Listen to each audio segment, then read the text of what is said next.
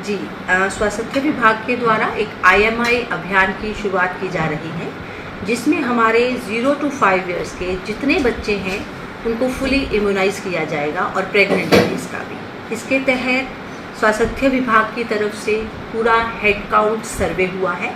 Urban area में भी और रूरल एरिया में भी हर फैमिली से जो 0 to 5 इयर्स के बच्चे हैं उनको काउंट किया गया है कि जो बच्चे इम्यूनाइज नहीं हैं अर्बन एरिया में भी और रूरल एरिया में भी। और इस तरह से हमारे पास जो टोटल प्रेग्नेंट वीमेन आई हैं वो 515 हैं। 0 to 2 इयर्स के बच्चे 1897 हैं और 2 to 5 इयर्स के बच्चे 1103 हैं। इसके लिए हमने 395 सेशन लगाएंगे और ये हमारा प्रोग्राम जो है 3 राउंड्स में होगा। फर्स्ट राउंड हमारा 7 August to 12 August, second 11 September to 16 September and third is 9 October to 14 October. और इसमें जो number of session in high risk areas हैं उनमें स्पेशल किया गया है। जो बच्चे लेफ़्ट आउट हो जाते हैं, झुग्गी झोंपड़ी है या स्लम एरियाज़ हैं, तो सभी बच्चों को इम्यूनाइज़ किया जाएगा, जिसके हमारे 27 सेशंस हैं। क्योंकि अगर एक भी बच्चा छूटा तो सुरक्षा चक्कर टूटा, इसलिए सभी बच्चों को इम्यूनाइज़ किया जाएगा। जो भी कोविड की वजह से या किन्हीं और कारणों से वो रह गए हैं वो उनको इम्यूनाइज़ किया जाए। तो इसके लिए हम मीडिया की तरफ से सबको यही हम सिफारिश करते हैं और कि सब कोऑपरेट करें और इन बच्चों को इंजेक्शन लगवाएं। अगर इंजेक्शन नहीं लगवाते हैं तो क्या परिणाम हो सकते हैं? उससे कई घातक बीमारियां हो सकती हैं, जैसे हमारे मीजल्स है, रूबेला है, TB है, हेपेटाइटिस है और इस तरह की बहुत सी बीमारियां हैं वो बच्चे को हो जाती हैं। गलगोटू है, अगर एक भी इंजेक्शन नहीं लगता है तो वो बीमारी आ जाती है। ये डिफरेंट तरह के इंजेक्शन होते हैं। तो मैडम कौन कौन से इंजेक्शन है जो बच्चों को भी और महिलाओं को भी लगने जरूरी है?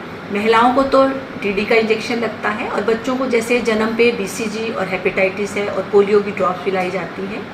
फिर 1.5 महीने पे हम पेंटावेलेंट देते हैं और हेपेटाइटिस दोबारा, फिर 2.5 महीने पे, फिर 3.5 महीने पे, ऐसे 9 महीने पे मीजल्स का और MR1 और MR2 आगे चलता है हमारा। तो ये सारा हमारा यूनिवर्सल प्रोग्राम में है। ये कहाँ सुविधाएं रहेंगी टीकाकरण में? ये सुविधाएं हमने आपको बताया कि हमने जो 395 सेशंस क्रिएट किए हैं पूरे गांव में, सब सेंटर्स में, अलग अलग एरियाज, ताकि लोगों को जाने में परेशानी ना हो।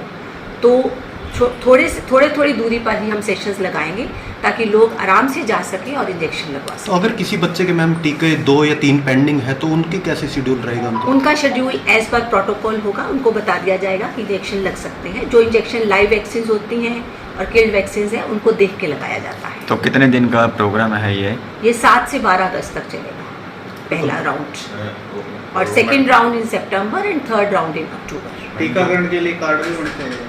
कार्ड बनते हैं और इसकी ऑनलाइन एंट्री भी होगी। अगर प्रेग्नेंट महिलाएं हैं कौन सा टीका जरूर लगवाना चाहिए? प्रेग्नेंट वीमेन को 2 ही इंजेक्शन लगते हैं। जैसे ही प्रेगनेंसी का पता चल जाता है उसको लग जाते हैं और कोशिश ये रहती है कि 9 मंथ से पहले लग जाए, क्योंकि इसके बाद उसका जो इफेक्ट है वो नहीं रहता है। तो usually 3rd and 4th month में हम लगवा देते हैं, but as soon as pregnancy is diagnose वो इंजेक्शन लग सकता है। तो मैम आपने डाटा जो निकाला है बच्चों का, अगर उस डाटा में कोई बच्चा छूट गया है तो क्या उस बच्चे को भी इंजेक्शन लगेगा? बिल्कुल लगेगा। अगर हमने जो डाटा निकाला है उसमें ये है कि अगर और बच्चा आ जाता है, अगर हेड काउंट सर्वे में कोई छूट गया है तो उसको भी लगाया जाएगा। मैम कोई पोर्टल भी शुरू किया गया है? जी, यूविन पोर्टल शुरू किया गया है जो ऑनलाइन एंट्री होगी।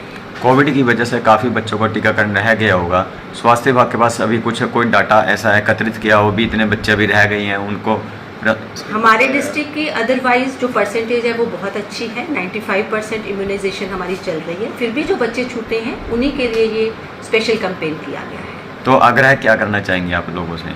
आग्रह यही है कि लोग अपनी जो इम्यूनाइजेशन है बच्चों की वो समय पर कराएं। जैसे ही बच्चा पैदा होता है इम्यूनाइजेशन जरूर करवाएं, और अगर कोई बच्चा छूट गया है तो वो इस राउंड में कंप्लीट हो जाएगा। और आगे से जो भी इंजेक्शन है, क्योंकि ये बीमारियों से बचाते हैं, तो इनको ज़रूर लगवाना चाहिए। तो मैम जो बच्चा मान लो किसी गांव के केंद्र में है, वो उसका डाटा है, लेकिन अगर वो शहर में रहता कहीं डाटा उस शहर में भी वो टीकाकरण करवा सकता है? बिल्कुल करवा सकता है, कोई ऐसा इशू नहीं है, क्योंकि ऑनलाइन एंट्री है। तो जैसे कोविड में ऑनलाइन एंट्री होती थी तो वो ऑनलाइन एंट्री हो जाएगी, तो इम्यूनाइजेशन शो होगी।